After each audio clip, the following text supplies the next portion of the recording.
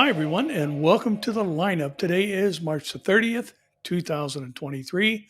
I'm Barry Stagner and very glad to be back with you this week talking about the biblical prophecies and how they relate to events going on in the world today. And, here we are coming up on a wonderful season of the Passion Week where we remember that Jesus fulfilled the prophecy in Zechariah 9:6, where he rode into Jerusalem on a donkey and began his move, and for the first time, I should say, accepted public worship as the crowds cried out, Baruch Hashem Adonai, blessed is he who comes in the name of the Lord. And again, then the move toward the Passion Week, during the Passion Week, and including the teaching of the Olivet Discourse to Peter, Andrew, James, and John. And we'll mention that in just a moment, but we've got a lot of things happening. And, one of the interesting things about, the Easter season is it is a season of prophecy. It's a season of looking back and seeing the Bible's track record of fulfilled prophecies. And, Jesus fulfilled, some say, as many as 300 prophecies at his first coming. And there's just so many wonderful things to consider and recognize during this wonderful season where we recognize that because the wages of sin is death, and Jesus had no sin, death couldn't hold him. So early in the morning on the first day of the week, which is Sunday for the Jews, Jesus came up from the grave, having conquered death on our behalf. And that whole progression of events, starting this Palm Sunday, moving into Good Friday weekend, and then, of course, Resurrection Sunday. So just keep these things in mind as we talk about the Bible's perfect track record of fulfilled prophecy. And just this rather, and this is one of the things I wanted to bring up here at the outset, the season of fulfilled prophecy was rather brief. Jesus came into the world. He was born of a virgin, as Isaiah 7:14 said. He was born in Bethlehem, as Micah prophesied. He was called out of Egypt, as Hosea would prophesy. And Isaiah 11 said he would be called the branch, the Nazar, the Nazarene. And all of these prophecies were fulfilled in a very short period of time, at his birth, during his life and ministry, and at his death and resurrection. Remember, after he resurrected, he was only here for 40 days. And then 10 days after he ascended, the church was born and Pentecost happened, and the church was empowered to be witnesses by the Holy Spirit. So with that in mind, we've got a flurry of prophecies that are happening right now, and that ought to tell us that Jesus is coming for us soon. And in the midst of things being so bizarre, somebody sent me a video link to something that was just really disturbing, and it was in response to our first story, and that is the Tennessee shooting. And, there was a person on the air with a newscaster, a couple of newscasters were sitting there, and a priest too. And the person was saying, we cannot, weaponize this against trans people. And, it was a man in women's clothing and had makeup on and a necklace and a dress and all that stuff. And he said, trans people are just a normal part of society. We have, different elements within our community, just like any other part. We're unique people, just like other people groups. And then the guy said, but we have to remember that God made me this way. God created me in her image, is exactly what he said. And, just what an incredible time we live in. And I couldn't help but think, as I mentioned in the past few weeks, boy, God is patient and kind and merciful and unwilling that any should perish. And, it's just a strange season in which we now live. But as we move into this Easter season, let's keep in mind that, when prophecies are being fulfilled, the appearance of Jesus seems to be something clearly at hand. And we're going to meet him in the air, and we'll put on glorified bodies, as Philippians 3:20 talks about. These lowly bodies will put on glorified Christ-like bodies. That's the destination of predestination. We will put on those bodies that the Lord has provided for us, or will provide for us at that moment when the dead in Christ rise first, and we meet them in the air. Then the tribulation happens. There's probably some spans of time between the rapture of the church and the beginning of the tribulation. And then there's the second coming when we return with the Lord Jesus Christ. So if we are seeing prophecies being fulfilled or the precursors to them happening all around us, there it seems to be a biblical precedent that there's a coming of the Son of God into the world. And first, as I said, to get us and then come back with us and then to pour out his wrath in between those two times where he appears in the air and comes again to the earth. So let's just look at some of the things tonight with that in mind, and always keep in mind that God is always saving. He's saving people all over the world. He's long been in the business of saving his enemies. And, that's what Colossians 1 tells us, that, once we were enemies in our minds by wicked works, but now we've been reconciled by Christ's physical body through death to be presented holy in his sight, without blemish and free from accusation. What a wonderful season to remember the things that the Lord has done for us that we're entering into. Well, we have to start with what's on everybody's mind, in a great tragedy in Tennessee, in Nashville. And the Christian Headlines has our first story.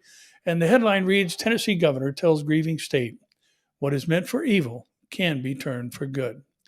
Tennessee's governor on Tuesday urged the state's citizens to respond to the Nashville school shooting with prayer, love, and forgiveness, as he hinted that policy changes would be debated down the road.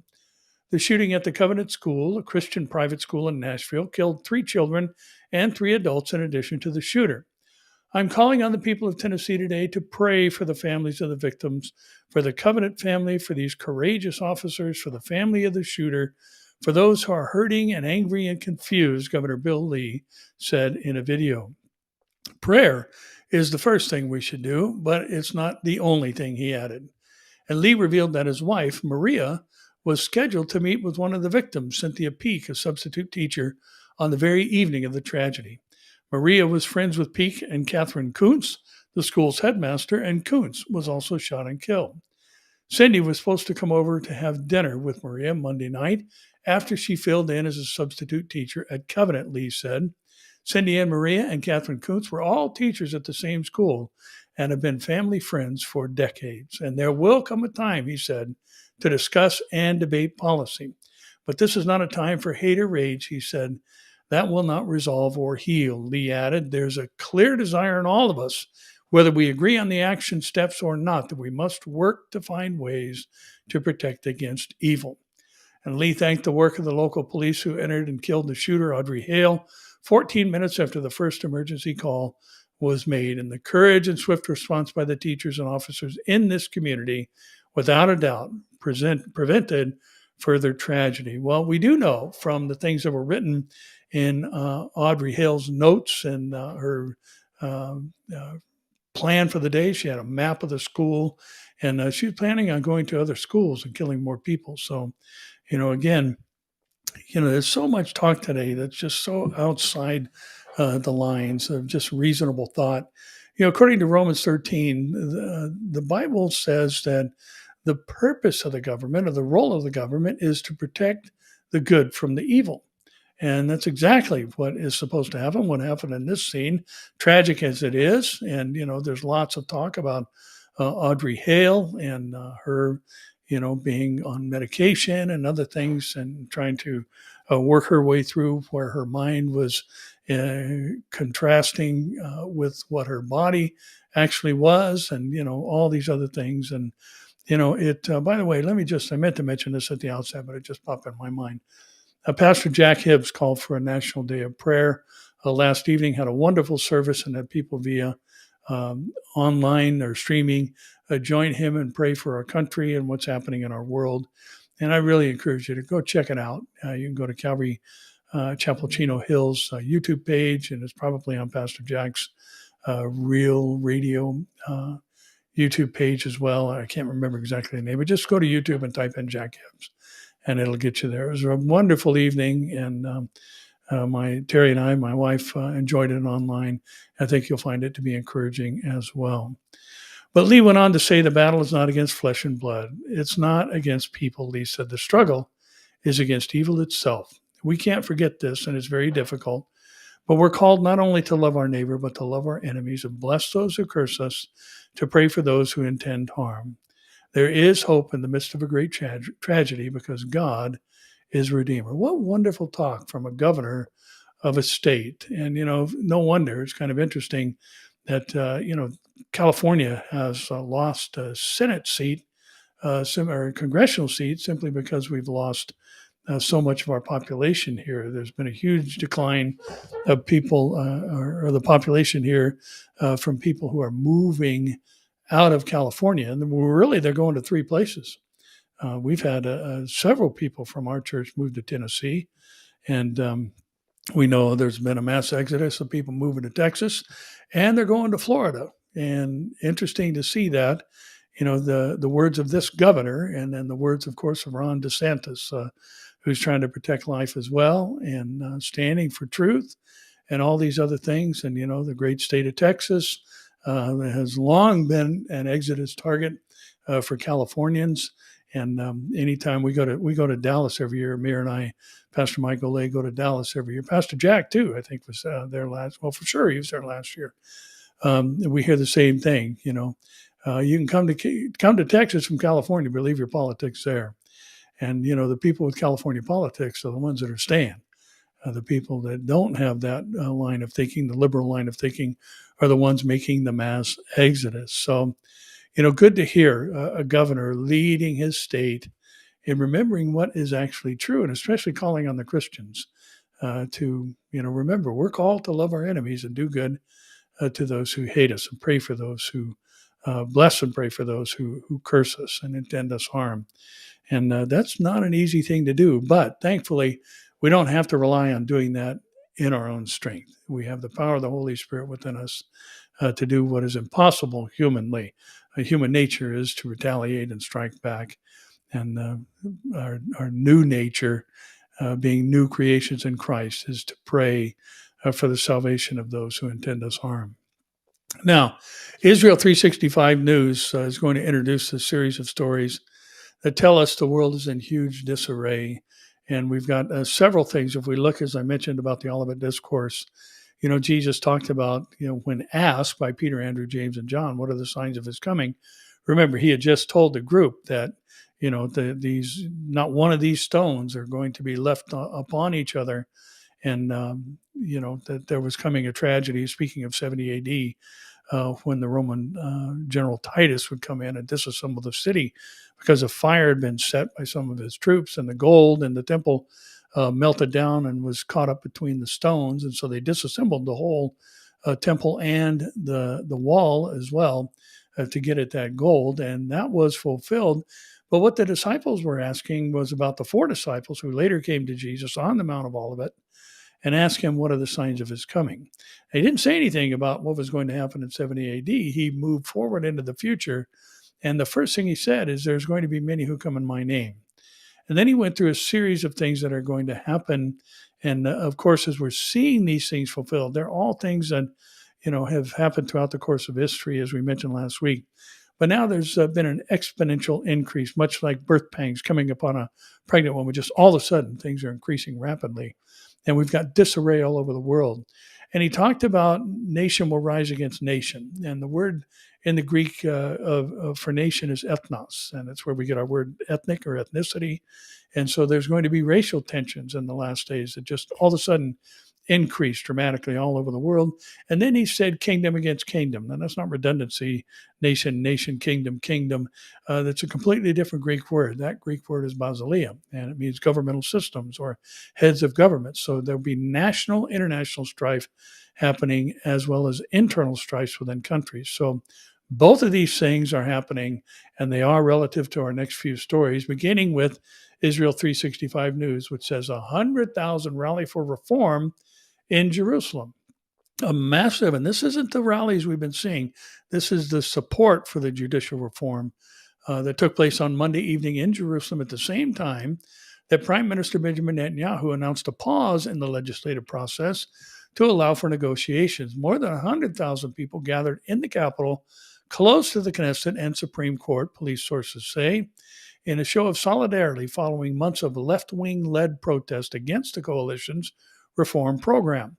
The rally was held under the banner of "They will not steal our elections," in reference to the November vote that saw Netanyahu's right-wing bloc secure a 64 majority 64-seat majority in the 120-member Knesset. And how many times are we hearing about voter fraud and stealing the vote? And it's all over in South America. You hear about it particularly. It's, of course, been the talk of the town here in the States, and now Israel is saying the same thing. And so there's just a lack of integrity and therefore a lack of trust that's happening all around the world, internal strifes in nations. A large demonstration against the judicial reform was held earlier in the afternoon outside of Knesset on a day that saw people take to the streets in cities across the country, and a general strike that shut down parts of the economy, including grounding of flights at Ben Gurion Airport. Government ministers and lawmakers from the coalition took to the stage during the pro-reform rally to call for the legislation to be passed. They included a series of men and members of the Knesset, and I won't go through that list of names, but they're saying, we're not stopping in any way, shape, or form. We will not surrender to the anarchists. The reform will move forward, a spokesman said. And leaders of the anti-reform movement also indicated that the protests would not stop after Netanyahu called a halt to the legislative process until the Knesset summer session, with more disruptions expected on Tuesday. Now, what they're trying to do is bring the Supreme Court of Israel under some type of boundaries to where they're not making arbitrary decisions based on their own opinions, and that there be a set of rules for determining which cases they hear and which cases they do not. And, it's really, from everything I've heard, I know our friend Amir Sarfani has done some good background on what exactly is happening, and you can catch some of his comments on that on Telegram if you haven't begun following him already. But, it's not like they're trying to, take over the Supreme Court of Israel and turn it into some, unbalanced branch of power. They're just trying to bring it back under the covering of the government. And that's one of the things I think people don't recognize here in the United States about the Supreme Court. We've all heard, the phrase, the Supreme Court offered their opinion. Well, that's exactly what it is. It's an opinion. Every Supreme Court decision in the United States of America is subject to acceptance or rejection from the U.S. Congress. The Supreme Court is not the last word. They're just deciphering the law according to the Constitution, and then present their opinion to the Congress. And then the Congress can say, no, we don't agree with that, or yes, we do. So this elevation of the Supreme Court is really what they're trying to stand against in Israel, them just making decisions that impact all the people based on their personal opinions rather than rule of law. Now, our next story is related to all of the angst going on in Israel, and it comes from the Begin Sadat Center for Strategic Studies, or BESA, as it's called. And the headline reads, will Hamas and Hezbollah try again to tear the Israeli spiderweb? For the past few months, Israel's political system and civil society have been racked by a heated constitutional and political debate triggered by the new government's proposed reform of Israel's judiciary, what we were just talking about. The echoes of this internal crisis are inevitably reverberating beyond the country's borders. Enemies of Israel, including Hamas and Hezbollah, are watching the crisis with close interest, and one or both is likely to view it as an opportunity to take hostile action. In the modern era, information is transmitted throughout the world instantly, allowing anyone with any degree of interest in Israel to remain up to date and consume details of whatever crisis the country might be experiencing in real time. In the case of the current widespread public uproar regarding the government's proposed reform of Israel's judiciary, the information includes visual data such as images of clashes between protesters and police, confrontations in the Knesset and its committees, and, of course, incessant quarrels among elected officials and the public on social media. It's hardly surprising that Hezbollah and Hamas are focused on these events from their earliest days. Both organizations have understood the immense value of closely monitoring Israel's media. Israel's open press, which is based on the principles of free speech and the public's right to know, offers these organizations access to a great deal of high-value information. As this information is both open and inexpensive to access, these entities can close information gaps so that they would not close in other ways. So, looking at what's going on in the exploitation or the opportunistic element of this, you've got these who are poised on the sideline, to take advantage of this. I'm sorry, I've got an iPad off here to my right, and it activated Siri, and it's been writing down every word I've been saying, driving me nuts watching it out of the corner of my eye. Forgive me for that pause. But here you've got this element, where you've got internal strife in a country, enemies on the borders who would love to take advantage of that moment of disarray. And here you've got, as they mentioned, real-time recording of how occupied the police are, how focused are those in military places of power and authority are on what's going on, how they're trying to control the internal strife in the country. And this provides an open door of opportunity for adversaries to take advantage of the moment. And so I point this out for a reason, and we'll talk about that in just a moment. But here you've got just the fact that Hamas and Lebanon and Hezbollah, not Lebanon, I'm sorry, but Hezbollah, who's based out of Lebanon, talk about the potential of them exploiting the opportunity of the internal strife. Now, Reuters reports our next story that says France protest, thousands of police deployed as protesters march against pension reforms. Protesters blocked train tracks and highways and clashed with police in some French cities on Tuesday as they marched across the country against President Emmanuel Macron's deeply unpopular pension bill.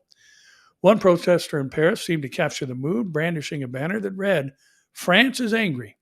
Another protester at the same rally said the pension bill has acted as a catalyst for anger over Macron's policies. Earlier in the day, the government rejected a new demand by unions to suspend and rethink the pension bill, which will bring the retirement age from 62 up to 64, infuriating labor leaders who said the government must find a way out of the crisis. And the government said it was more than willing to talk to unions, but on other topics repeated it would stand firm on the pension front. We have proposed a way out, and it's intolerable that we are being stonewalled again, the head of the CFDT union, Laurent Berger, told reporters at the start of the rally in Paris. Now, this brings up an issue. We've talked in the past, and it continues to be relevant even in our program tonight. We'll talk about that in a couple of moments. But, there's going to be massive economic stress during the tribulation. Obviously, food shortages and all these things that, come about during the ride of the four horsemen of the apocalypse. And, here we've got, as the U.S. just has massive debt, and other countries around the world as well. And, if we were to default on those, there'd be a domino effect and all those things, to say nothing of other countries and the impact there. But the interesting thing, that we're seeing now happening, and what's happening with Macron and the raising of the retirement age, is because the government has been blowing people's money. And, that's one of the things that I think is just so bizarre, even with the Social Security system here in the United States, and how the government uses other people's money to give to people who didn't contribute, and other things as well. Social Security is taken out of your paycheck. That's your money, supposedly to fend off, poverty, the rampant poverty and people of a retirement age. And that's your money. And yet, once you come of that age to get your money, they won't let you earn any more than a certain amount, just a pittance of what is survivable wage or income, even for retired people. And it's just bizarre how many governments around the world, they're just crooked. And, it's sad to say that's part of the government here in the U.S., and just taking people's money and just blowing it. And that's so, they don't want to, in France, they don't want to be paying people at 62. So here's a way we can keep more money in our pockets and blow money like we have been, is to raise the retirement age from 62 to 64. So, but this is happening all over the world. You've got just this distrust growing of governments, and now you've got Israel, internal turmoil. You've got France with internal turmoil. The Gateway Pundit says, and their headline reads, "European Spring, ? Germany braces for major strikes while France burns." The winter of discontent that has been sweeping across Europe has now escalated into a spring of discontent, with strikes and protests set to spread from France and Greece and surrounding countries to Germany. According to Reuters, Germany's Verdi Union and the Railway and Transport Union, EVG, are preparing to unleash paralyzing strikes on the country's airports and railways on Monday. Verdi is negotiating for 2.5 million public sector workers, including ones at the airports and other public transport hubs. The union has demanded higher wages due to persistent inflation pressures. EVG is negotiating for 230,000 employees at railway companies Deutsche Bahn and Bahn, BAHN, and bus companies. Meanwhile, a recession looms for Europe's largest economy, which finds itself in the midst of an inflationary crisis. After experiencing a 0.4% GDP contraction, gross domestic product, in the fourth quarter of 2022, it's anticipated that the economy will once again contract in the first quarter. German economic activity will probably fall again in the current quarter, the Bundesbank said. However, the decline is likely to be less than in the final quarter of 2022, and 2 consecutive quarters of negative growth indicate recession and come as inflation weighs heavily on consumption. The combination of the two crushes living standards and is sparking a wave of discontentment. Now, this distrust of the government and discontentment and even distrust now of health authorities, as we see, that has been birthed out of the COVID issue and the forced vaccines and all the adverse effects that we're hearing about, and the not the cardiomyopathy. I'm sorry, the word escapes me. Myocardia that are happening with especially young people, even in our military, and yet the continual denial. So you've got this unrest in the hearts and minds of people against their own governments. You've got internal strifes happening in countries. You've got external strifes between countries that are on the rise. We only need to say 2 words, Russia, Ukraine, to draw our minds into the fact that this is an issue that's on the hearts and minds of people all over the world. But the Wall Street Journal says that China threatens retaliation if Kevin McCarthy meets Taiwan's Tsai Ing-wen. And China said it would retaliate if House Speaker Kevin McCarthy meets with Taiwanese President Tsai Ing-wen during her planned stop in California next week, further stoking tensions around a highly scrutinized visit that is poised to test strained relations between Beijing and Washington. Ms. Tsai is set to meet with Mr. McCarthy and other Republican members of Congress at the Ronald Reagan Library in Simi Valley on her way back from visits to Guatemala and Belize. It is the second of 2 planned stops in the U.S., bookending her trip to Central America. A meeting with Mr. McCarthy would be seen by Beijing as provocation that harms China's sovereignty, said Zhu Fenglan, a spokeswoman for China's Taiwan Affairs Office, at a briefing in Beijing on Wednesday. We firmly oppose this and will definitely take measures to respond, she said without elaborating. Beijing sees Taiwan as part of Chinese territory and has long opposed meetings between Taiwanese leaders and senior American officials.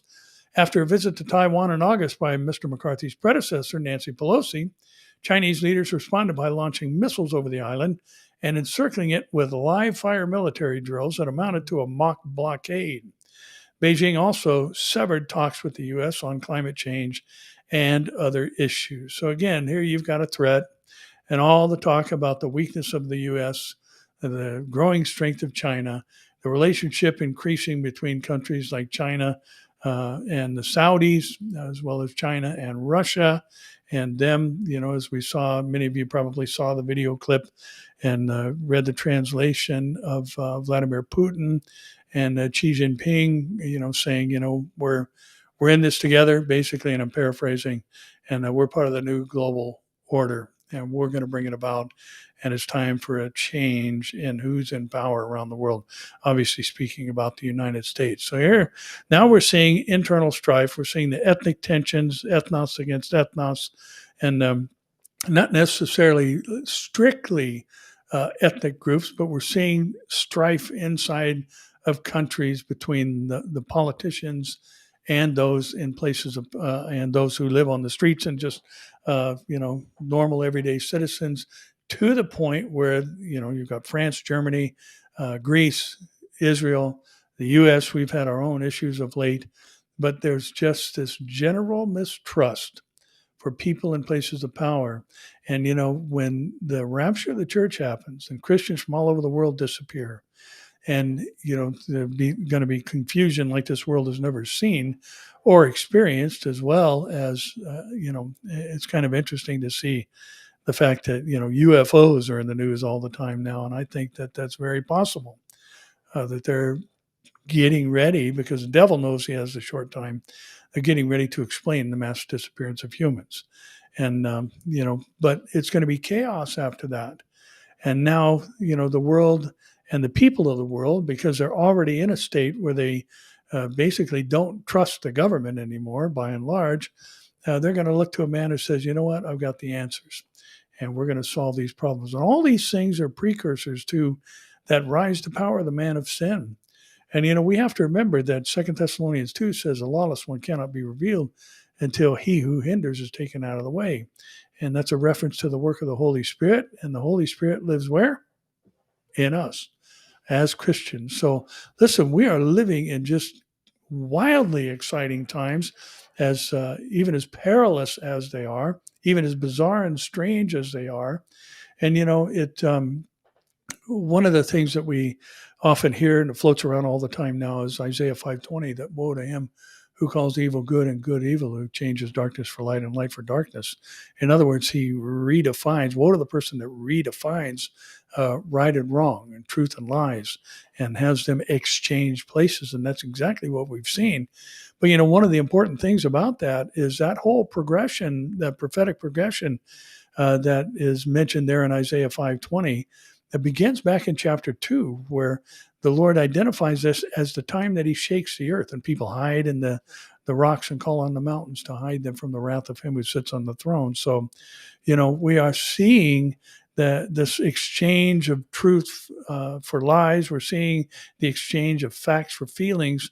And, there are woes coming. There are woes coming upon the earth for these things. But again, we don't have an appointment with God's wrath, so we won't be here again for any of the tribulation. And remember, the whole tribulation is God's wrath, not just part of it. It's the 70th week of Daniel. It's the week carved out for Daniel's people in the holy city. And the church wasn't here for the first 69 weeks. We won't be here for the 70th. We can't be here for the 70th because we are the temples of the Holy Spirit. And, our voices have to be silenced and taken out of the way for him to rise to power. So, again, here you've got nation rising against nation, threats from China.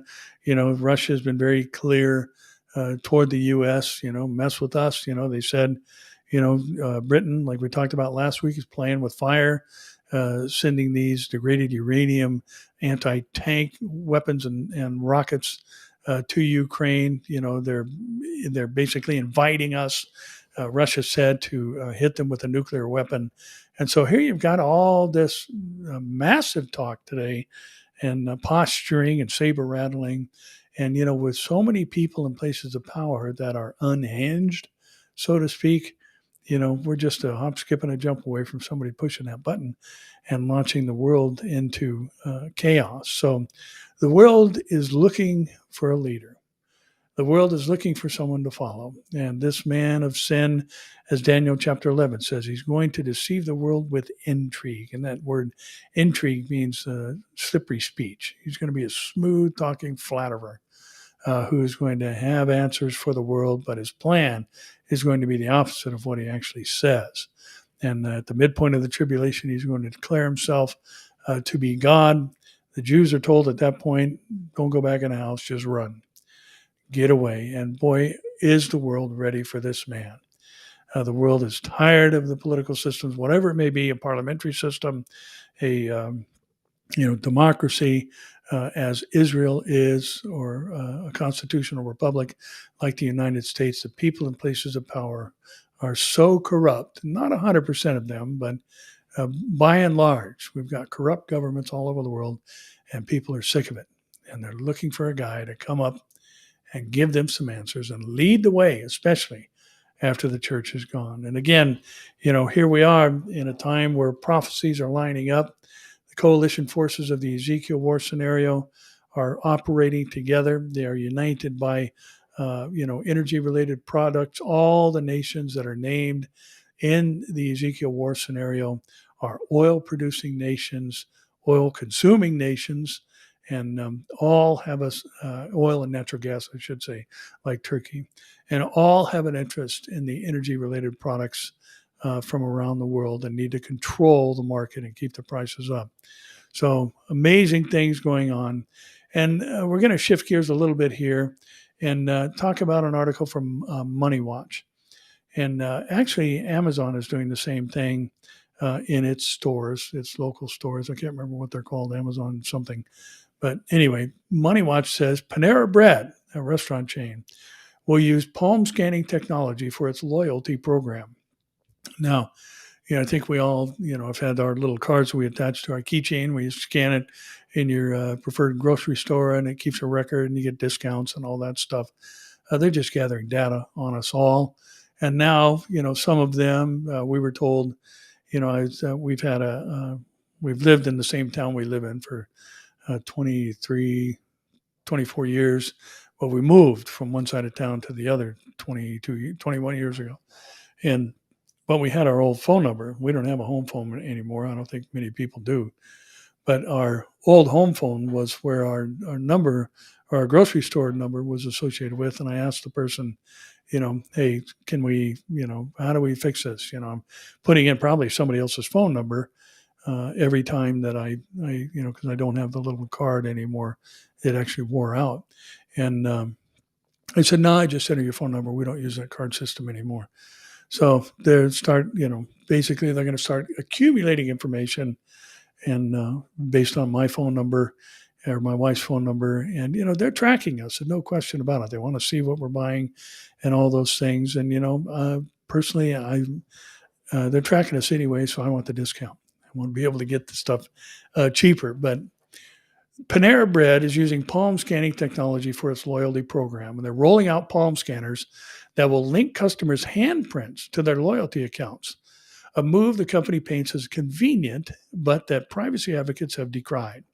The biometric gathering technology developed by Amazon will hit stores in the next few months, Panera said on Wednesday. The gadgets will help suggest menu items based on customers' order histories and allow employees to greet customers by their names and share customers' available rewards, the company said. Panera Bread CEO Niren Chowdhury described the move as a frictionless, personalized, and convenient evolution of Panera's loyalty program, which boasts 52 million members. The fast casual chain has already installed the scanners at locations in St. Louis, where it is headquarters, and says the scanners will expand to additional locations in coming months, although it's unclear how many of the chain's 2,000 plus locations will be affected.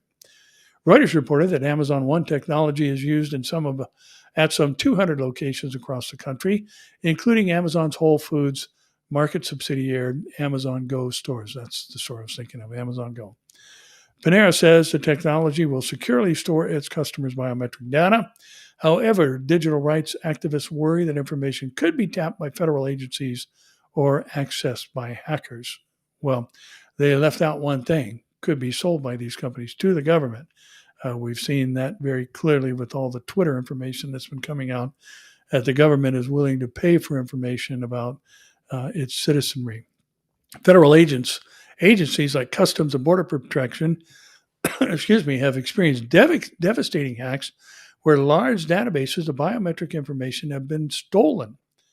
And Fight for the Future told CBS Money Watch in an email, do we really expect Amazon or Panera to have better cybersecurity practices? Panera and Amazon did not immediately reply to requests for comment. Now, we've been talking about digital currency in the U.S., making some moves in that direction. Everybody's trying to get away from actual money. We've talked a lot in the past about cashless society. I think all of us who've studied Bible prophecy and teach Bible prophecy have talked about that issue, that there's going to be a cashless society in the last days, and thus you've got the mark necessary to buy and sell during the tribulation period, to do any type of business, from gassing up your car to buying food staples for your family. Anything is going to require this digital currency. Now, we have in the past talked a lot about a single currency for the whole planet, But that's really not necessary because you've got these machines that instantly do the exchange rate. As Amir and I travel, if you use your credit card, it just translates it from whatever country you're in to US dollars. And so we really don't need a single global currency, but the system is what's important. And, it's interesting that these palm scanners, all you do is move it over to the other side and you've got the back of the hand being marked or the forehead, as Revelation talks about, allowing people to buy and sell.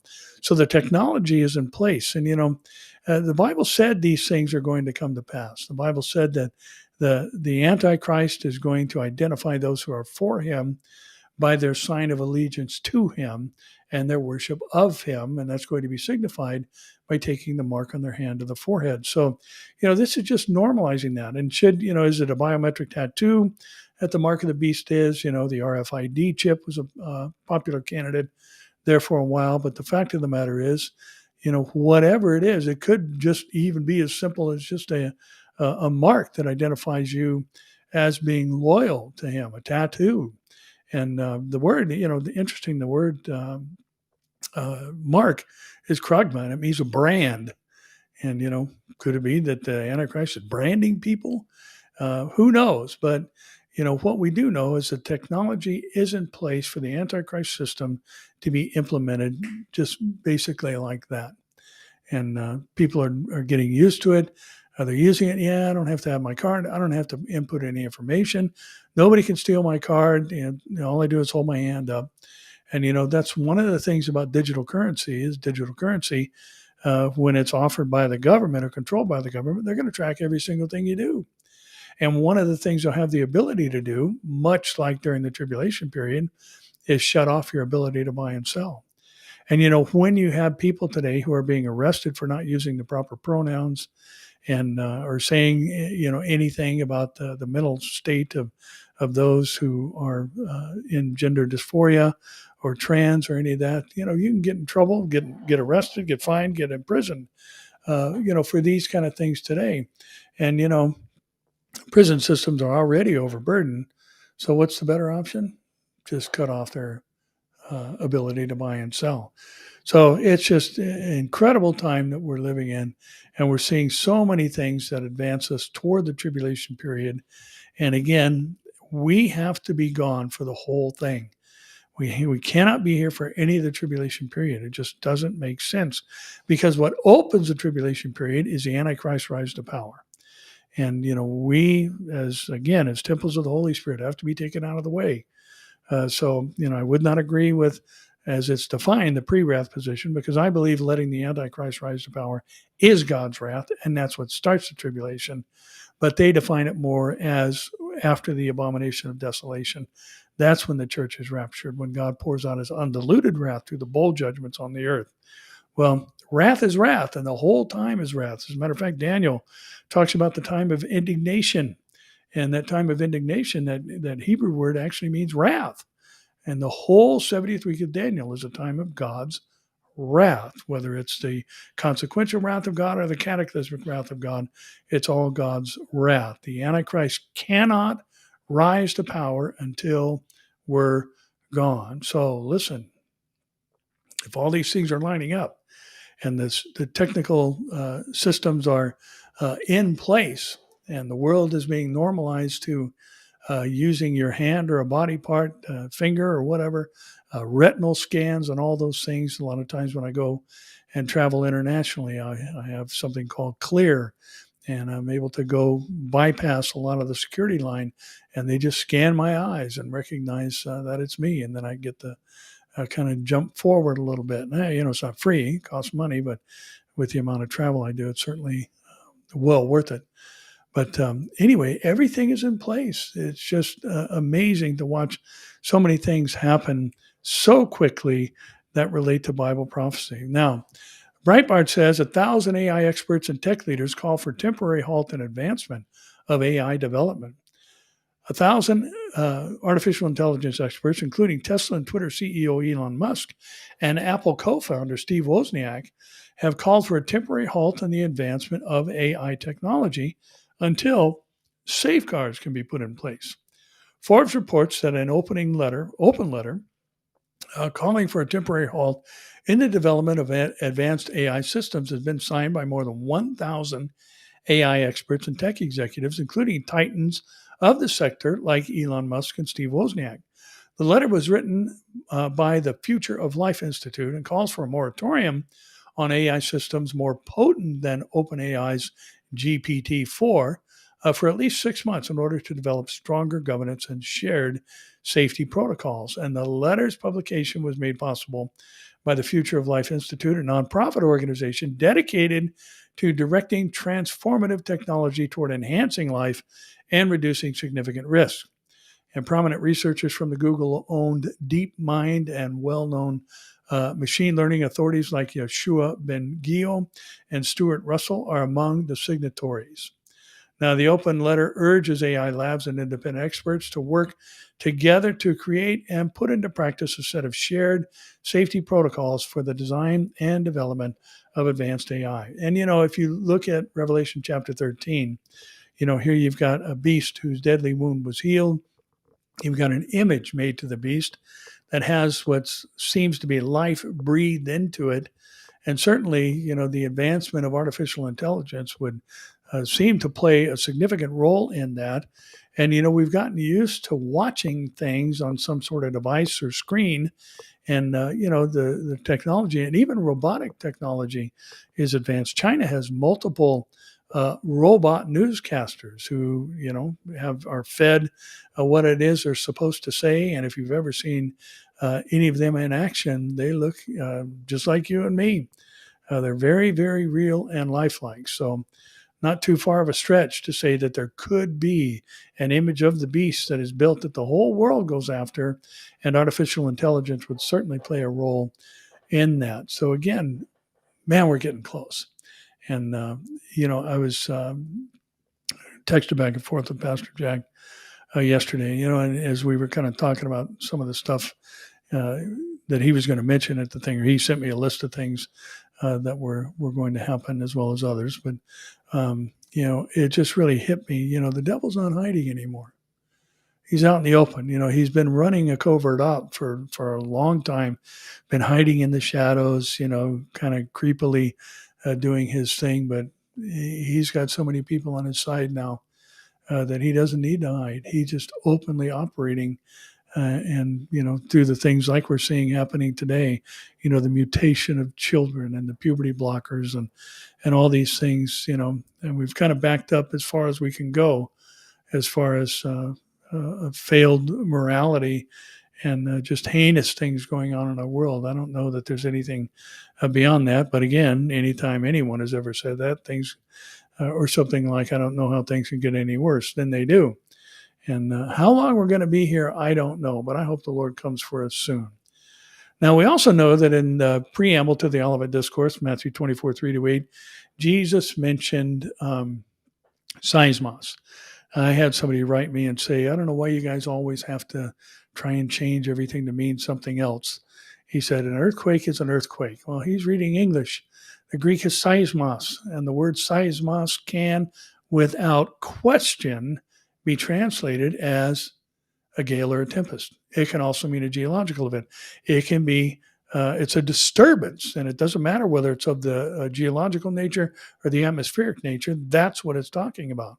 So we would expect to see weather anomalies if we're getting close, as Jesus said. There's going to be earthquakes in diverse places or disturbances, geological or atmospheric, happening around the world. And Live Science actually reports a deadly cyclone Freddy may be the longest lived and most energetic storm ever recorded. There was a story that just broke here in California. As you know, we're just getting bombarded with rain and snow. Rain this morning again. Just got through a 2-day rain cycle again. And it's unusually heavy rain for here in California. We usually get the bottom end of the storms that soak Northern California. And so the rain is kind of sporadic. And once in a while, we'll get things when they'll rain for a couple of days. But we're getting days and days of rain all in a row, and weeks where you don't see the sky, where it's just cloudy. And very, very unusual for us. But I saw an article this morning that said it's official. Mammoth Mountain has now received more snow than it's ever received in recorded history. So there again, you've got an unprecedented amount of snow, and guess what? Still snowing. And Life Science is talking about this deadly cyclone Freddy, and a superpowered cyclone named Freddy has likely broken a number of mind-blowing records since it formed in February. It formed in February. The monstrous storm crossed the Indian Ocean and made landfall 3 separate times, and may be the most energetic and long-lasting storm ever recorded. It was named on February 6th of this year after forming off the North Australian coast. Since then, it traveled more than 5,000 miles across the southern Indian Ocean to Southeast Africa, where it finally appears to be dying down, according to the World Meteorological Association. After damaging infrastructure on the islands of Mauritius and Reunion, which both avoided a direct hit, Freddy first made landfall on February 21st as it plowed across the island nation of Madagascar. From there, the storm made landfall in Mozambique on February 23rd, before briefly heading back out to sea, where it narrowly missed Madagascar again, before turning around once more to hit Mozambique again on March 11th, along with Malawi and Zimbabwe. At least 148 people have been killed by Freddy, and another 19 are missing, with deadly tolls likely to rise, according to the UN's Office for Coordination of Humanitarian Affairs. And the cyclone dumped a mind-boggling amount of rain on land, leading to mudslides and flooding that have displaced tens of thousands and worsened the cholera outbreak in Malawi. Southern Mozambique received more than double its annual rainfall during Freddy's landfalls, and Malawi received 1.6 feet of rain in 72 hours. 1.6 feet of rain in 72 hours. That's amazing. The cyclone has now moved back out to sea, where it is expected to finally dissipate. We're 2 days away from April, and here this thing formed on February 6th, and it's still churning. That's pretty significant. And though this still needs to be confirmed with the storm data, Freddy is likely to be the longest-lived tropical cyclone on record, having lasted for at least 35 days. The previous record was set by Typhoon John, which whirled across the Pacific for 31 days in 1994. And so again, here we are seeing interesting weather events, seismos, happening just right in front of our eyes. And here's another interesting story that is related to some of the things we've been talking about. And, you've got the strange weather here in Southern California, and you've got other areas in our country where it's unseasonably warm, and other parts of the world where they're experiencing the same thing. One region is getting another region's weather, and all this has to do, I believe, with the shift in the magnetic field of the Earth, as many geologists have said is going to happen. And, so who knows what's going on, but we are seeing weather anomalies without question. And of course, devastating earthquakes and things of that nature continue to be reported. Now, Watchers is reporting that red auroras descend to Florida, marking the first sighting since 2003 and 1989. Severe magnetic storms on March 24th, 2023, caused red auroras to appear over Florida and other low-latitude areas, marking the first such sighting in 20 years. Numerous unusual phenomena were observed during this geomagnetic storm, including aurora dunes over Alberta, Canada. On March 24th, a G4 severe geomagnetic storm, the most intense in nearly 6 years, caused red auroras to descend as far south as Florida for the first time in almost 2 decades. Bill Williams captured their stunning glow on camera from the Chiefland Astro Village, looking over the Suwannee River Basin in the Gulf of Mexico. And he revealed that a 26-minute exposure intended for capturing the winter Milky Way instead displayed an unusual red glow. And while most auroras are green, low-latitude sightings, like those in Florida, are predominantly red. The reason for this lies in the altitude of the oxygen atoms causing the auroras.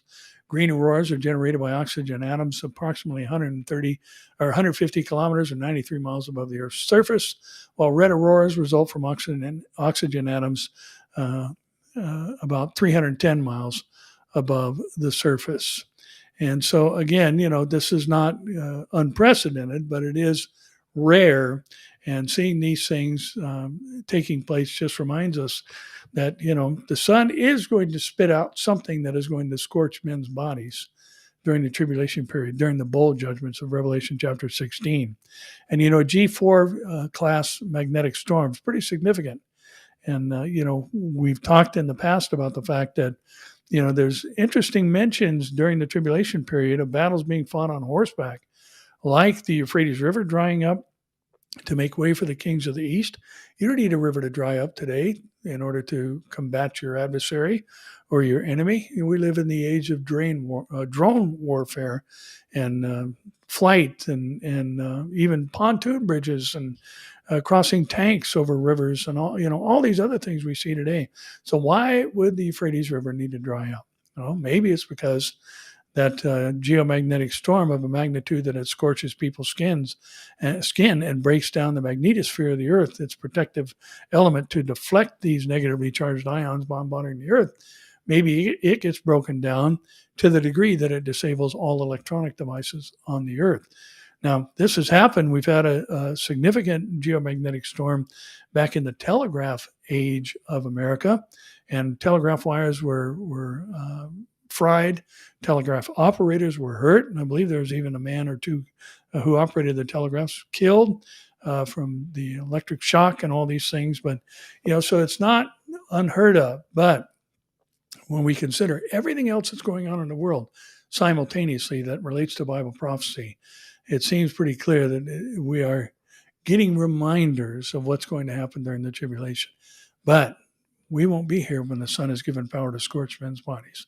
We're not going to be here when the Euphrates River dries up. And we're not going to see any, at least during the tribulation, it's dried up right now, but that's human effort damming the waters for drought-stricken areas and things of that nature. Now, here's another story I think that is worth mentioning. And I want to throw up a little graphic for you to take a look at.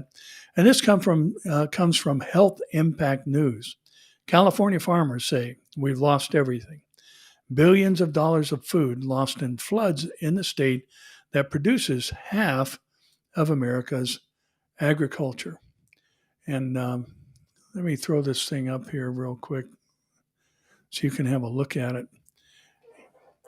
California's agricultural production statistics, California's top 10 agricultural commodities, and it says over a third of the country's vegetables and 3/4 of the country's fruits and nuts are grown in California. And you can see the numbers based on dollars, obviously, billions and billions and billions of dollars of product and foods, supplies are grown right here in California, in Central California. And now you've got all these farmers up in Tulare County and neighboring areas saying that with these unprecedented, and the article uses the word unprecedented, and historical flooding, California farmers are reporting they've lost everything, and it's not over yet. As the rains continue and record amounts of snow in the Sierra Nevada mountains still need to melt, which will flow into farmlands that are already devastated in California's Central Valley, the emphasis today is still on saving people's lives as the rain and flooding continues.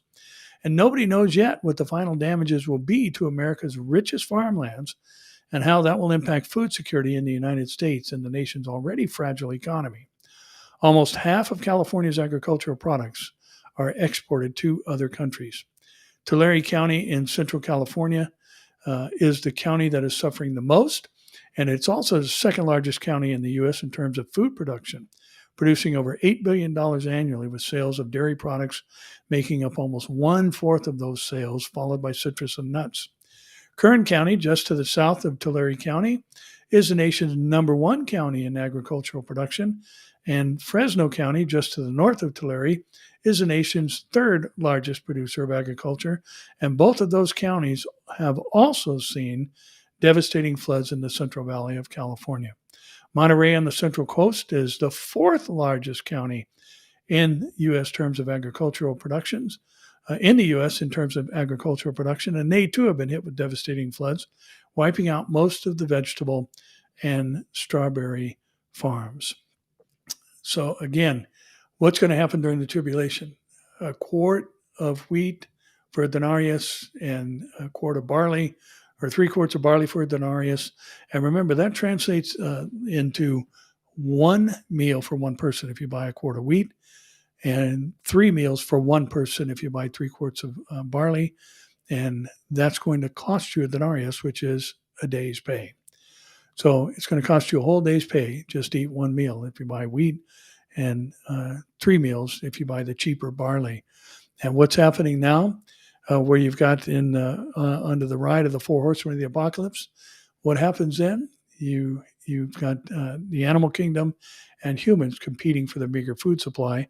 And, there's going to be a bit of a reversal in that the animals then are going to start hunting humans for food, not just humans hunting animals.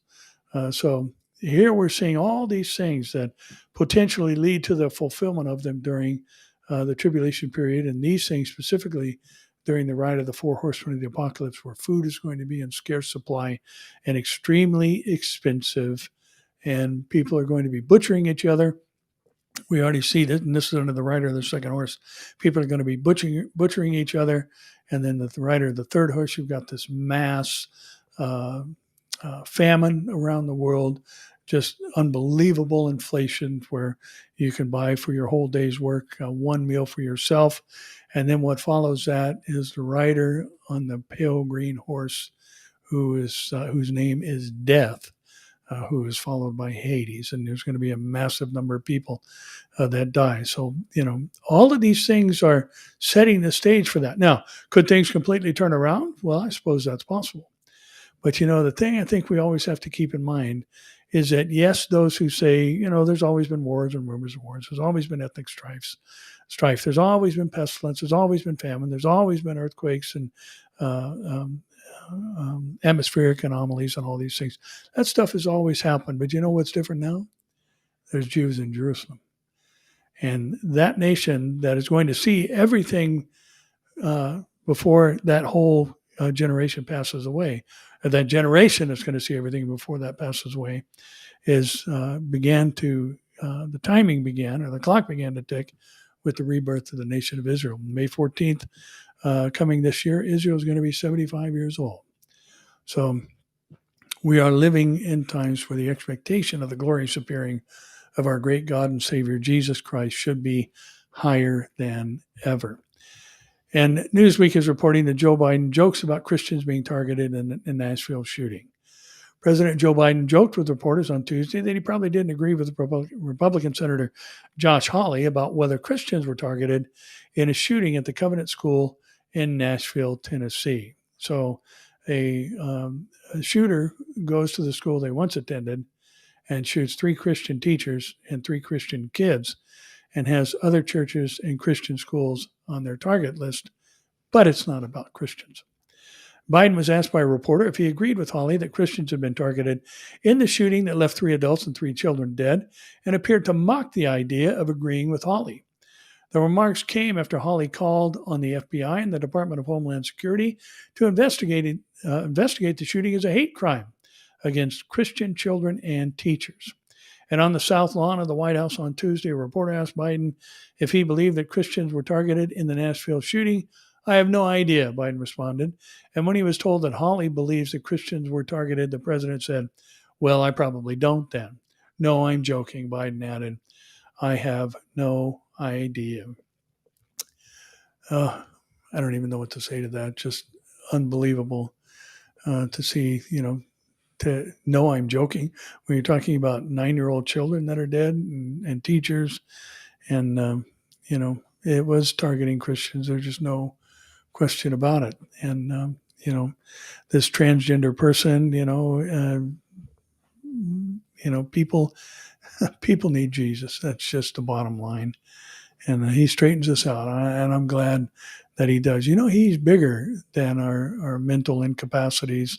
And, he can straighten out our thinking, and he can, like he did with me, he can sober people up and keep them that way and change their thinking and all those things. So we need to be about the Father's business, telling people about the Lord. Now, mental illness is a reality that we have in our day, and it's always been present. And, but when you've got someone who's pumping their body full of testosterone, which a female body doesn't have the capacity to process, and testosterone, and Pastor Jack made the great observation last night that, when you have excessive levels of testosterone in your system, even as a man, you're very aggressive. And it's testosterone that makes us aggressive and even causes anger and frustration and striking out in violence. So, you pump a woman's body like they did with this Audrey Hale, pump her body full of testosterone, and now you've got the end result. So again, just looking at what's happening in our world, this is nothing to joke about.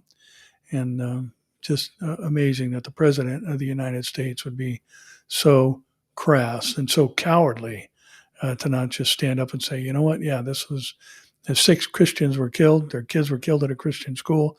There were others, yeah, and we got to stop this. Anybody? No, I have no idea. Now, the Gateway Pundit reports another sad story. Second large chain closes all locations in Portland. Cracker Barrel permanently shutters remaining area restaurants. The left-wing utopia of Portland is an increasingly violent place and facing a growing homeless crisis, and local officials do not seem to be terribly interested in finding solutions or protecting citizens. And failed Portland Democrat Mayor Ted Wheeler appeared to laugh off and scoff at a woman during a virtual city council meeting when she raised concerns about the homeless crisis in the city and the safety of Portland citizens. The city was embroiled in conflict for days after the Roe v. Wade Supreme Court ruling on abortion, smashing windows, vandalizing buildings, and in April, Antifa terrorists attacked participants of the People's Convoy from an overpass, throwing paint-filled balloons and rocks on the vehicles on the 205 North. One woman died and 5 others were injured in a mass shooting involving Antifa militants at an Antifa police protest. And local businesses have shut their doors because of violence, crime, and theft. And the government is doing nothing to stop it because this is justified rage in their minds. Walmart is closing its last 2 locations in Portland, closed them earlier this month, I should say. And now Cracker Barrel has announced they're shuttering the remaining Portland area locations. And again, they try to wrap it in politically correct language, but they're just getting sick and tired of the violence and getting robbed. And they're just watching people walk into stores and take stuff, and the store employees do nothing. And people just go in there and just take what they want. And the lawlessness is definitely abounding. And the Lord's coming for us soon. And it just seems like there's just no question about it as we watch things happening around the world that are just so bizarre in nature. Well, that's it for this week. And just by the way, I will not be here next week. Our whole family, our kids and all the grandkids are going on vacation together. Spring break, and that's the only time that we can all do something where the kids don't have sports or cheer or something going on, and everything shuts down. So it's the only time we can actually get away and for an extended period. So I won't be doing the program next week, but we'll be back on the air the week after that. So with that said, pray the Lord's blessing on you. Keep your eyes lifted up and on the prize. And remember, Jesus said, when you see these things begin to come to pass, at their commencement, if you will, look up, for your redemption is nigh. That's true for the church, and it's true for the Jews who will believe during the tribulation period as well. They're going to watch things unfold that finally turn a third of them to Jesus, and they'll mourn for him as one mourns for an only son when he comes back a second time with us and his feet touch down on the Mount of Olives. So again, that's it for this week. And thanks for joining us. And we'll see you in 2 weeks, either here, there, or maybe before that in the air. God bless you.